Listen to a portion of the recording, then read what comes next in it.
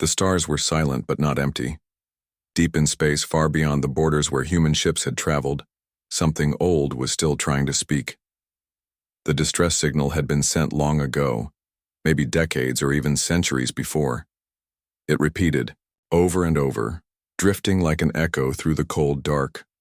No one knew who sent it. No one knew what they were asking for: help, warning, or just one last cry before the end. Many other species lived among the stars. Some had great empires. Others had powerful fleets. They all had ways to listen, to watch, to find danger before it came too close, but none of them answered. The signal passed by their worlds unnoticed. Or maybe noticed but ignored. Why risk lives chasing a ghost? Why answer a call that might lead to death? On Earth, things were different. Humans had just started reaching into deep space. They weren't the oldest race nor the most advanced, but they were bold. They were curious, and sometimes they were foolish in the best kind of way. Captain Luke Harper sat in the command chair of the USS Liberty, his boots resting on the edge of the control panel, eyes fixed on the main screen. The ship was quiet except for the soft hum of machines and the occasional beep from the sensors. He wasn't a big man, not in size, but he carried himself like someone used to making hard choices. His crew said he had nerves made of steel and a brain that never stopped turning. You ever wonder, he said, breaking the silence, what it would be like to be the first? First mate Maria Gonzalez looked up from her console. She was the chief engineer and one of the smartest people on board. Her hands were always busy, whether fixing broken circuits or tweaking systems to run faster than they should. First at what? She asked. First to answer a distress call that no one else did. She shrugged. We do it all the time. Yeah, but this one's different, he said. It's old, real old, and nobody else is paying attention. Not the Virex, not the Talari, not even the ones we don't have names for yet. He tapped a few keys and brought the signal up on the screen. It was faint, distorted by time and distance, but clear enough to understand. The message played again. This is Station Delta 9. We are under attack, requesting immediate assistance. Repeat, this is Station Delta 9. We are... Then static. You think it's real? Maria asked. Doesn't matter, Luke said. If there's even a chance someone needs help out there, we go. Maria smiled. Of course we do. They weren't alone. On the Liberty. The ship was small compared to the warships of bigger species, but it was fast, tough, and full of people who believed in doing more than just surviving. Down in the med bay, Dr. Elliot Parker was cleaning tools when the intercom chimed. All senior staff to the briefing room, came the captain's voice. Elliot sighed and set down his gloves. He was older than most of the crew, with gray hair and tired eyes, but he still moved like a man who could handle himself. He'd seen a lot of bad things in space, broken bones, burns, even death, but he never gave up on anyone. In the comms room, Annie Bradley was already listening to the signal again. She was young, barely 25, but she had a sharp mind and quick fingers. She had picked up the signal weeks ago while scanning background noise. It had caught her ear because it didn't sound like normal space chatter. It sounded scared. Annie, Luke said as he walked in, play it again. She nodded and hit a button. The message came back, same as before. I've tried tracing its origin, she said. It's coming from a system we don't know much about, very far out. Looks abandoned. Good, Luke said. Means we won't have company. Security Officer Jason Kelly leaned against the wall, arms crossed. He was built like a soldier, which he had been before joining the Liberty. He didn't talk much unless he had to. You're thinking about going after it, he said. Yes. Could be a trap. Could be, Luke agreed. But I'd rather die trying to help than live knowing I turned my back on someone in need. There was a pause. Then Jason nodded once. Then we better be ready. Over the next few hours, the crew prepared. Maria checked the engines, ensuring they could handle a long jump into unknown space. Annie worked on boosting the signal strength so they could keep tracking it. Elliot packed extra medical supplies just in case. Lunch was sandwiches and coffee, in the mess hall. They talked like friends, not soldiers. They laughed, they argued about music, they told stories from past missions. None of them mentioned the danger openly, but they all knew. They were heading into the dark. As the Liberty left known space behind, the stars grew fewer and farther apart. The ship's lights glowed softly against the blackness outside. Inside, the crew settled into their routines. Watches rotated, systems were checked, meals were eaten. Life went on, but everyone felt it. The weight of the unknown pressing in. They were chasing a voice that had called out long ago. They didn't know what they'd find. Maybe nothing. Maybe something worse than death. But they kept going, because that was what humans did. They didn't wait for permission. They didn't ask for help. When the rest of the galaxy stayed silent, they answered the call. The USS Liberty moved deeper into space, where stars were fewer and the silence was heavier. They had left the known routes behind, chasing a signal that might have been sent by ghosts. Every hour brought them farther from home and closer to something unknown. Inside the ship, the crew settled into their routines. Life on the Liberty wasn't easy, but it was steady. Maria Gonzalez spent most of her time in engineering, checking the engines like a worried parent checks on a sick child. She trusted the ship more than most people, but even she knew deep space could be cruel. "You worry too much," Jason Kelly said as he leaned against the doorway watching her work. "Someone has to," she replied without looking up. "This old girl keeps us alive out here." Jason shrugged. He didn't argue. He had seen ships fail when no one was paying attention. He had also seen good people die because someone thought nothing could go wrong. In the med bay, Dr. Elliot Parker was teaching Annie Bradley how to use a field med kit. Annie wasn't a medic, but on small ships like the Liberty, everyone needed to know a little about everything. "You never know what you'll run into out there," Elliot said, handing her a pack filled with bandages, syringes, and small tools. "Or who," Annie added.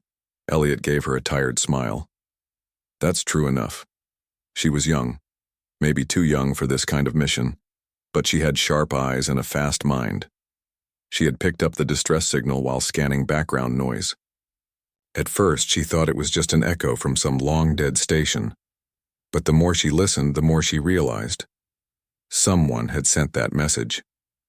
Someone had been trying to reach out before everything went wrong. Captain Luke Harper stood near the front window of the bridge, watching the stars drift past. He liked being alone sometimes, just thinking. Space had a way of making a man feel small, but he didn't mind. He had always believed in doing things that mattered. Behind him, the comms system beeped. He turned. "What do we have?" Annie walked over to the console, eyes wide. "The signal. It changed." Luke's brow furrowed.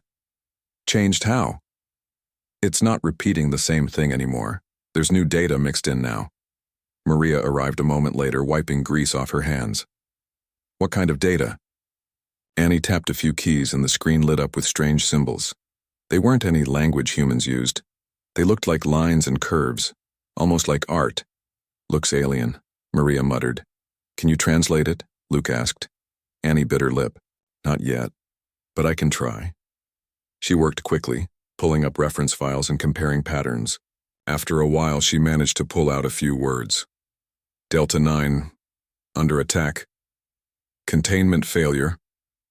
Luke's expression darkened. "Containment failure?" Maria frowned. "That doesn't sound good." They all stood there, looking at the screen, thinking the same thing. This wasn't just a regular distress call. This was something worse. Later that night, the crew gathered in the mess hall. Food wasn't fancy, just rehydrated meals and bad coffee, but it was warm and it kept them going. "So what do you think happened out there?" Jason asked, biting into a sandwich. "We don't know yet," Luke said. "But whatever it was, it scared someone enough to send a message that lasted for decades." Maria shook her head. "If they couldn't survive, what makes us think we can? Because we're human," Annie said simply. "And we don't give up easily." There was a pause. Then Jason smirked. "Damn right." Over the next few days, the Liberty continued its journey. The further they went, the more the signal changed. Sometimes it would cut out for hours. Other times it played strange sounds, like voices whispering, or metal creaking under pressure. One night, while Annie was working late, the signal played something new. A voice. Not the usual broken message, but something different. Low, crackling, barely understandable. "They are still here." She froze. Her fingers hovered over the keys. She played it again. "They are still here." Her heart pounded. She ran to the bridge and woke up Luke. "Captain?" she whispered. "I think someone's still alive." He sat up quickly. "Who?" "I don't know." But they just spoke.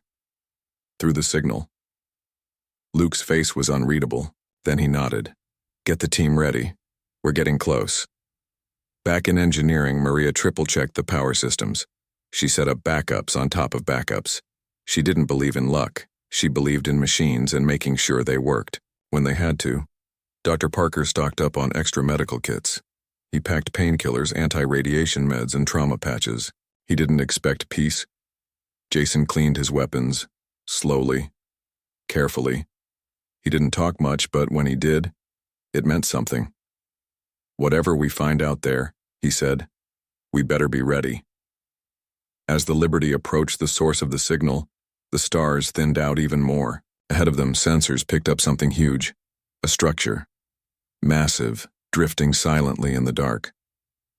The crew gathered on the bridge, eyes fixed on the screen. "Finally," Luke said quietly. "We're here." The ship slowed down. Careful. Silent. Out. There, floating in the void, was the origin of the signal. A space station, half burned, half dead, and waiting. The USS Liberty floated silently near the alien station. It was massive, bigger than any human-built structure they had ever seen. Its outer shell was scorched and broken in places. Long, jagged cracks ran across its surface like deep wounds. Lights flickered inside, weak and dying. It looked dead. But something told them it wasn't. Captain Luke Harper stood on the bridge, arms crossed, eyes locked on the screen. His crew watched with him, silent and tense. "It's been a long time since anyone lived there," Maria Gonzalez said, checking the sensor data. "Maybe centuries. But the signal changed recently," Annie Bradley added. "Someone or something is still sending messages." Luke's jaw tightened. "We need to get on board, find out what happened." Jason Kelly didn't look surprised. He just nodded. "I'll suit up first, team." Dr. Elliot Parker sighed but didn't argue. He started packing medical gear. "Hope you all like surprises," he muttered. They moved quickly. Within an hour, the boarding shuttle was ready. Jason led the team, himself, Annie, 2 engineers, and a medic. Luke stayed behind on the Liberty, watching every move from the command. "Chair, keep comms open," he reminded them. "If anything feels wrong, pull back." "Got it," Jason said. The shuttle left the ship and drifted toward the station. It was slow and careful movement. No one wanted to crash into something that could collapse at any second. As they approached, the shuttle's lights caught strange symbols carved into the walls. They weren't writing. They looked more like warnings. Or prayers. "You seeing this?" Annie asked. "Yeah," Jason replied. "Doesn't look friendly." They found a docking port that was still intact. The shuttle latched on with a soft hiss. The airlock cycled open and they stepped inside. Darkness greeted them. Their helmet lights cut through the gloom. The corridor was wide and lined with metal panels. Some were torn open, exposing wires and pipes like broken veins. The floor was covered in dust and debris. "Place has been abandoned," one of the engineers whispered. "Or maybe not," Annie said quietly. They moved forward slowly. Jason checked each corner before turning. The others followed close behind. Their footsteps echoed off the walls. Then they found the bodies. Not many. Just a few, frozen in time. They wore suits, but not like anything humans used. Their helmets were cracked. Some had claw marks on their armor like they had tried to fight something off. "What did this?" the medic asked. No one answered. Maria's voice came through the comms. "Anything?" "Bodies," Jason said. "Looks like they died suddenly." "Any sign of life now?" "Negative." There was a pause. "Keep moving," Maria said. "Find the core systems if you can." They pressed deeper into the station. The further they went, the colder it got. Frost formed on the walls. The air felt heavier. Finally, they reached what looked like a control room. Consoles lined the walls. Most were dark, but a few still blinked faintly. Annie's hands flew over the controls. She connected her device to the system and started pulling data. "This might take a while," she said. "We don't have much time," Jason reminded her. She ignored him, focused on the screen. After a few minutes, she got something. A log file. She played it. Static filled the speaker for a moment, then a voice, panicked, shaking, came through. "Delta 9 station and containment breach. We tried to stop it. Too late." The voice broke off. Another took its place. "It doesn't die. It feeds on fear, spreads through thought. We sealed ourselves in, hoping someone would hear." Then, silence. Annie's breath caught in her throat. She turned to Jason. "This wasn't just a distress call," she whispered. "They were trying to warn us." Before Jason could respond, the lights in the room flickered. Once, twice. Then they stayed on. Something changed. A low hum vibrated through the floor. "Did you do that?" Jason asked. "No," Annie said. "I didn't touch anything." Outside the control room, the sound of distant machinery groaned to life. Back on the Liberty, Maria noticed the shift first. "Something's happening," she said. "Power levels are rising on the station." "What kind of power?" Luke asked. "Not sure yet." On board the station, the team felt it too. The hum grew louder. The lights brightened. Then a door slid open down the ace hall. They hadn't opened it. From the darkness beyond, something moved. Fast. A blur of motion. Then gone. "What the hell was that?" one of the engineers whispered. "Don't know," Jason said, raising his weapon. "But we're not alone anymore." They backed toward the exit, weapons raised. The hallway seemed longer now. Shadows danced along the walls. "Annie," Jason said. "Time to go." She hesitated. "I can get more data. Now." She shut off the console and followed. Their steps quickened. Behind them, the station creaked like it was waking up. They made it to the airlock. The shuttle was still docked. "Get in," Jason ordered. They climbed aboard fast. The pilot wasted no time sealing the hatch and launching away. Back on the Liberty, boys? Luke waited anxiously. "Status?" he asked. "We're clear," Jason reported. "But something's awake back there." "What did you find?" Annie's face was pale. They weren't attacked by enemies. They were fighting something inside the station, something alive, something that feeds on fear. Luke's expression hardened. He looked out the window at the station, now glowing faintly in the dark. "Well," he said, "guess we woke it up."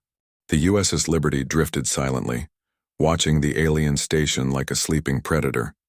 Lights flickered along its outer shell, brighter now than when they first arrived. Something had changed. Something was awake. Inside the ship, the crew gathered, in the briefing room.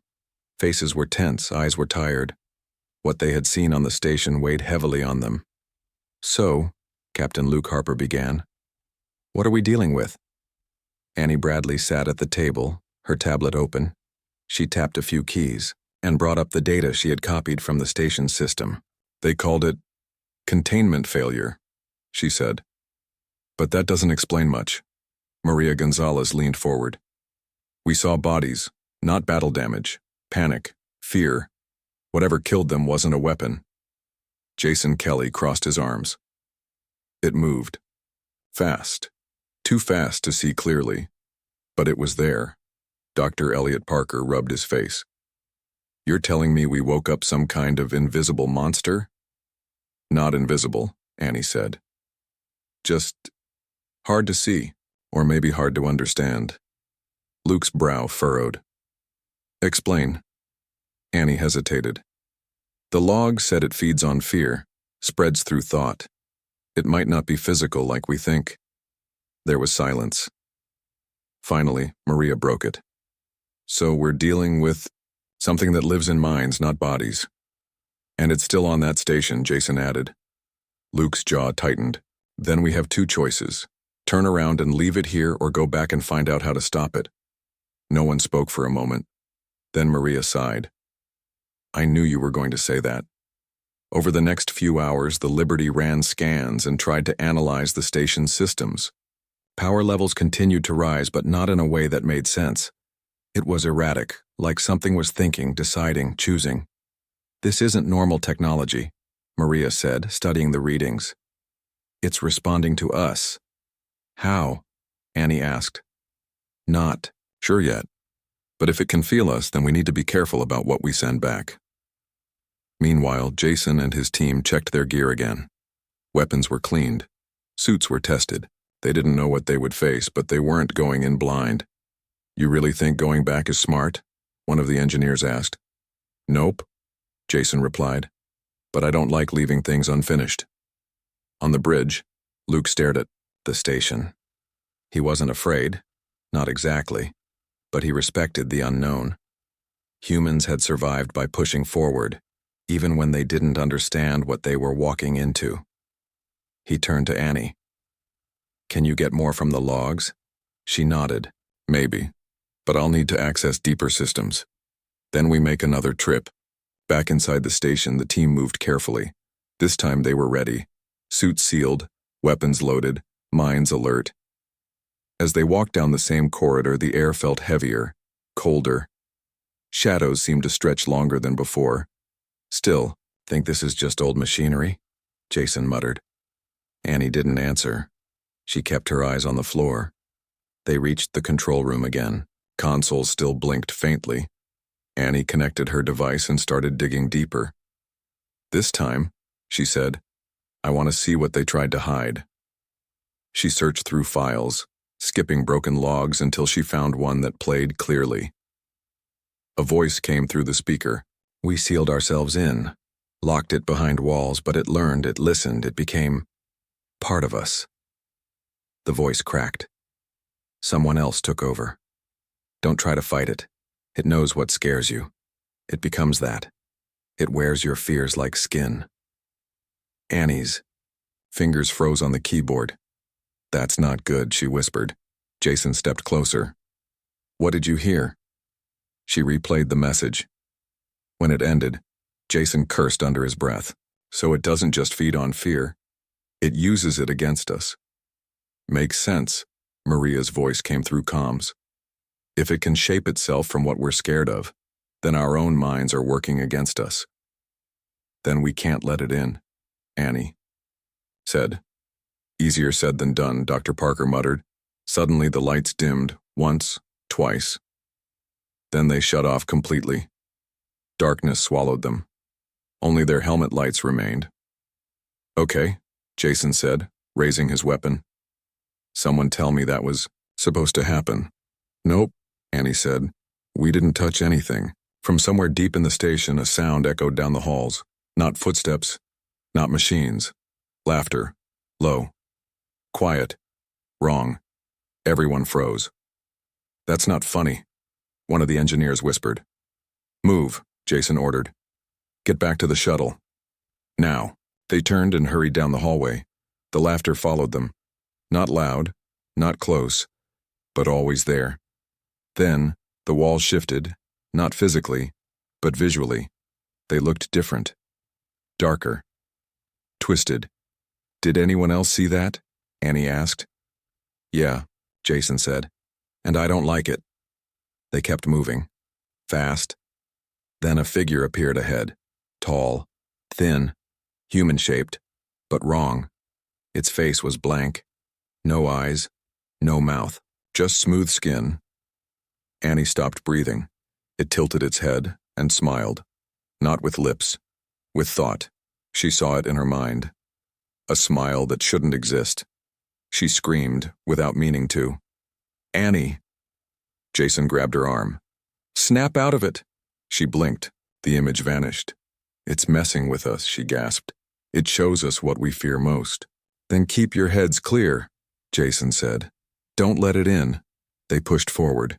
The figure didn't move. It just watched. Until they passed. Then it was gone. They reached the shuttle faster than before.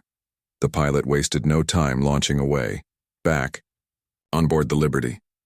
The crew was silent. Finally, Luke spoke. "We know what it is now. We know how it works." Maria frowned. "But do we know how to stop it?" Luke's eyes stayed fixed on the station. "No," he admitted. "But we're going to find out." The USS Liberty floated in silence, watching the alien station like it was a sleeping beast that had just opened one eye. No one spoke much after the last trip inside. The crew had seen something they couldn't explain. Something that lived, in fear, and wore it like armor. Captain Luke Harper sat on the bridge staring at the screen. His hands were folded in front of him. He wasn't moving, but his mind was racing. "We can't run," he said finally. "Not now." Maria Gonzalez leaned against the wall behind him. She looked tired. "You think we can fight something that lives in our heads?" "Maybe not fight," Luke replied, "but we can understand it. And if we understand it, maybe we can stop it." Annie Bradley sat nearby, her tablet still open. She kept rereading the logs they had pulled from the station system. The voices of the dead still echoed in her ears. "They tried to contain it," she whispered. "Locked it away, sealed themselves in, but it learned from them, became part of them." Dr. Elliot Parker sighed. "So we're dealing with something that doesn't just attack, it adapts." Jason Kelly stood near the door, arms crossed. "Then we need to be smarter than it is. Easier said than done." Over the next few hours, the crew worked fast. Maria checked the ship's systems, making sure everything could handle another jump if needed. Annie dove deeper into the data, trying to find any clue about how the station's builders had tried to fight the entity. Dr. Parker prepared more medical gear, just in case someone came back broken. Luke's plan started to take shape. "We go back," he said. "But this time we don't just look around. We bring something it won't expect." "And what's that?" Jason asked. "Control." They talked for a long time, mapped out every step. They would go in pairs. Each pair would stay, close but not too close. They would avoid looking directly at anything strange. They would speak only when necessary, and most importantly, they would not let their fear control them. Back on the station, the team stepped through the airlock once again. This time, they moved slow, careful, silent. The hallway stretched ahead, like before, but now the walls felt different, colder, heavier. "Stay focused," Jason whispered over comms. "Don't let it get inside your head." They made their way to the control room. Annie connected her device again. This time she searched for security footage, anything that might show what the station's crew had faced. After a few minutes, she found something. A grainy video feed. Flickering. On the screen, a group of aliens stood in a corridor, weapons raised. They were speaking fast, panicked. Then the lights went out. For a moment, nothing. Then, screams. One by one, they vanished from the feed. Some ran. Others fell. None survived. Annie turned away. Her stomach twisted. "This thing isn't just feeding on fear," she muttered.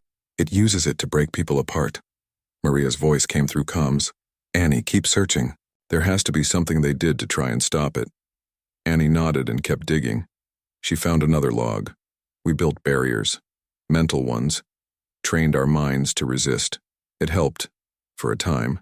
She read it aloud. "They trained themselves," Jason said, "to not feel fear. But it still got them." Annie whispered. "Because they weren't human." Luke said over comms. "We're different. We don't just feel fear, we face it." Annie thought about that. Humans had always been afraid of the dark, of monsters, of death. But they still walked into the unknown. They still fought. Even when they knew they might lose. That was the difference. Before she could say anything, the lights in the control room flickered. Again and again. Then, the hum returned. Low. Growing. Something was coming. Jason raised his weapon. "Annie, time to go." She didn't argue. She disconnected and followed. As they left the control room, the hallway stretched longer than before. Shadows danced along the walls. Whispers filled the air. Voices calling their names. Annie, Jason, Luke. Annie clenched her fists. It's trying to pull us in. Don't listen, Jason growled, and keep walking. They moved faster. Then, shapes appeared in the corners of their vision. Not clear. Just outlines. Waiting. Watching. Annie felt a cold hand brush her shoulder. She didn't turn. She kept moving. Finally, they reached the shuttle. The pilot wasted no time sealing the hatch and launching away. Back on board the Liberty E, the team collapsed into seats. Exhausted. Shaken. Luke's eyes were sharp. What did you learn? Annie took a breath. They tried to build mental barriers. Failed in the end. But we have something they didn't. What's that? Hope. Luke's brow rose. Annie continued. They gave up. Believed they couldn't win. But we don't give up. Even when we're scared, we keep going. Maria smiled faintly. Damn right. Luke's jaw tightened.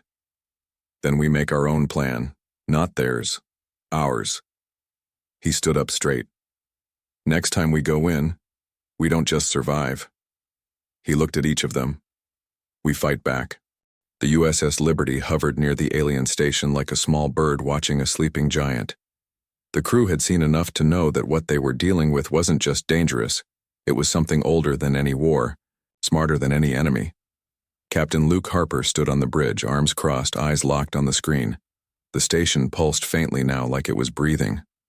Or waiting. Maria Gonzalez sat at her console, running last-minute checks. She didn't like this plan. Not one bit. But she knew Luke well enough to know that once he made a decision, nothing short of death would stop him. You really think we can do this? She asked without looking up. Don't know, Luke replied. But I know if we don't try, it'll keep growing. Learning. Maybe even leave this place and find someone else. Maria sighed. So we're doing this for everyone else too. Always have been. Annie Bradley sat nearby, reviewing the logs again. She had gone over them so many times she could almost recite them by heart. The station's builders had tried everything. Walls, weapons, mental training, but none of it worked for long. She looked up. It doesn't just feed on fear that it learns from us. Luke's jaw tightened. Then we give it something new. Jason Kelly leaned against the wall, cleaning his sidearm. He hadn't spoken much since their last trip inside.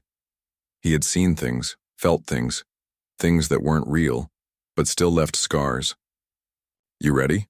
Luke asked him. Jason shrugged. As I'll ever be.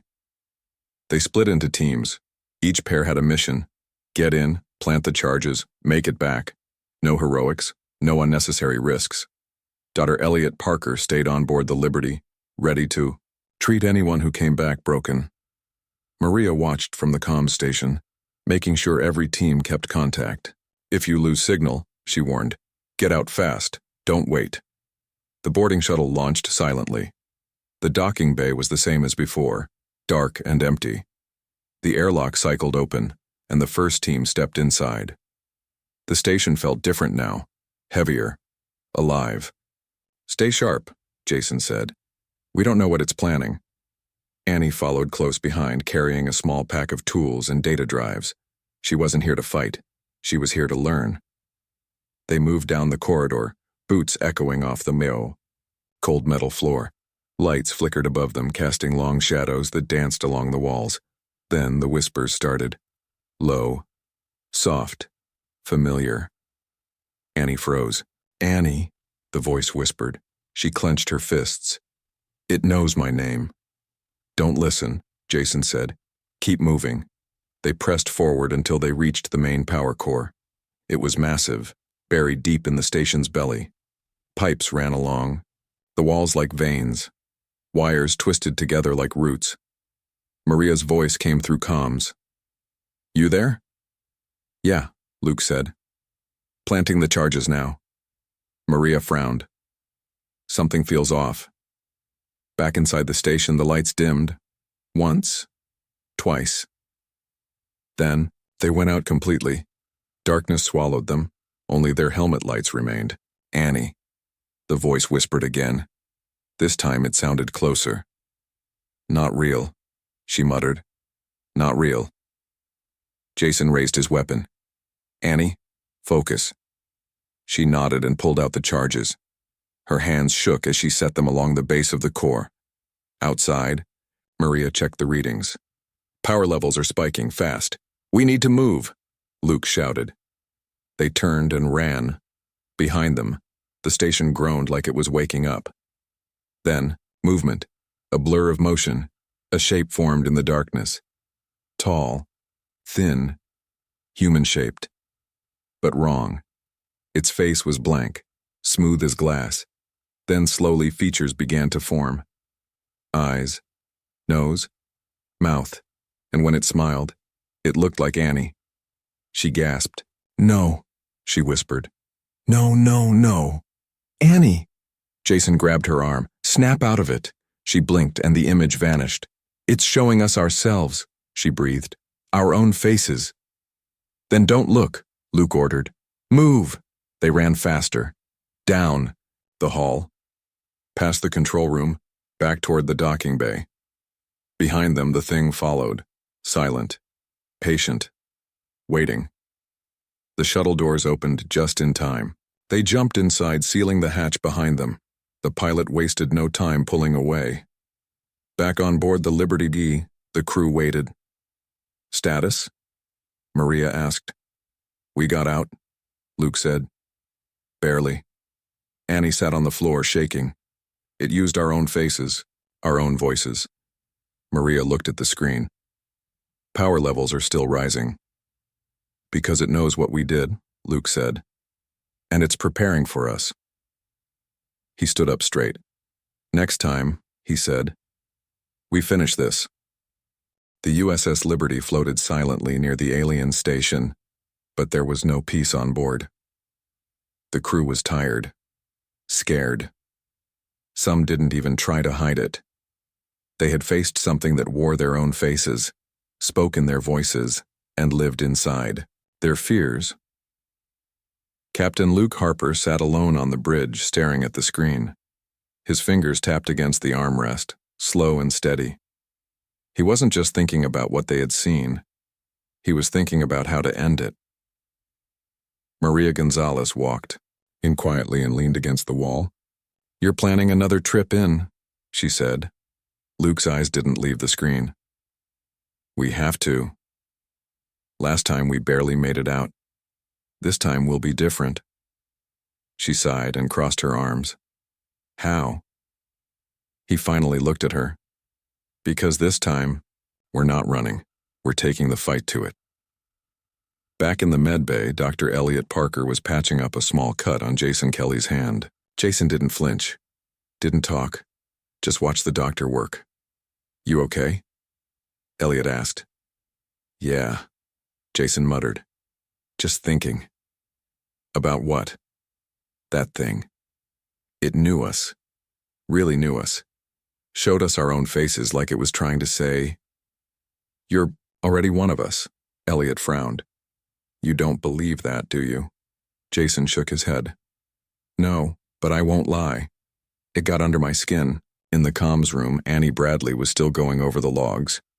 She had read them so many times they were burned into her memory. The station's builders had tried everything. Walls, weapons, mental training. But nothing worked for long. She whispered to herself. They gave up. Then she stopped. We haven't. She stood up straight. We're still here. The next few hours were filled with work. Maria checked the ship's systems again, making sure everything was ready. Annie helped set up new tracking devices. Jason trained with his team, reminding them to keep moving, to not look too long at anything strange. Luke's plan was simple. They would go back. Plant more charges. Not just near the core. Everywhere, if the station wouldn't die easily. Then they would tear it apart piece by piece. When the time came, the boarding shuttle launched once more. The docking bay was dark as ever. The airlock hissed open, and the team stepped inside. The station felt different. Now, it was waiting. The hallway stretched ahead like before, but the walls pulsed faintly like veins beneath skin. Don't stop, Luke ordered. Keep moving. They moved fast, careful, silent. Annie led the way, carrying the last of the charges. Jason stayed close behind, scanning every shadow. As they reached the control room, the lights flickered, once, twice. Then, they stayed on. "Annie," Luke said, "get to work." She nodded and started planting the charges. They weren't just explosives. They were designed to overload the station's power grid. If they could trigger a full system failure, they might be able to shut the entity down for good. But the station knew what they were doing. The hum returned. Low. Growing. Then the walls shifted. Not physically, but visually. They looked wrong, like they were bending in ways metal shouldn't. "Annie," Jason warned. "Hurry." She worked faster. Behind them, the door slid open. From the darkness beyond, something stepped forward. Tall, thin, human-shaped. Its face was smooth. Then slowly, it changed. Eyes, nose, mouth, and when it smiled, it looked like Luke. "Hello?" it said, in his voice. Luke didn't move. "You're not me." "Am I not?" it asked. "I feel your fear. I see your thoughts. I am what you're afraid of becoming." Luke took a step forward. "You're nothing, just a copy." The thing tilted its head. "Then why does your heart race?" Luke didn't answer. Instead, he raised his weapon.